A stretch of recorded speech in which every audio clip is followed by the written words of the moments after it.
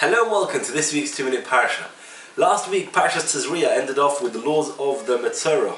In this week's Parsha, the Metzora, somebody who has leprosy, we talk about the 3 stages of his purification. So first of all, the Kohen has to check if it's better. Then, if it is better, he brings 2 birds, some cedar wood, some crimson red thread or hyssop, azov. They slaughter the 2 birds, they add some spring water to it, and the Kohen then sprinkles it onto the Metzora. The Metzora then has to go and shave all his hair, wash his clothes, and he's allowed to enter back into the camp. The second stage of his purification, Torah tells us, is that on the 7th day after re-entering, he has to again go and shave all his hair and wash all his clothes. And third and final stage, on the 8th day, he brings various korbanos and different procedures that the Kohen does with him, sprinkling the blood and the oil, depending on the wealth of the Metzora, what he brings, Asham, Oila, Mincha, all different korbanos.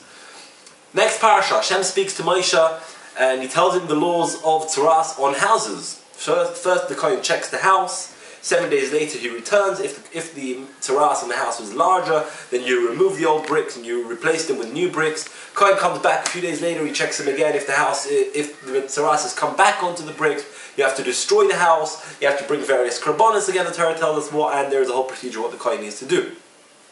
Torah also tells us the laws of who becomes Tomei and how long they become Tomei for if they go into the house, and depending on what they do in the house.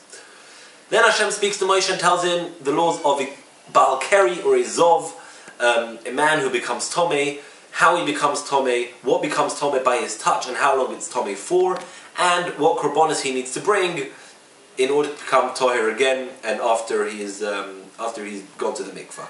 Also the Torah goes through the same info, the same details regarding the laws of a Zovo and a Nida, a woman who becomes Tomei.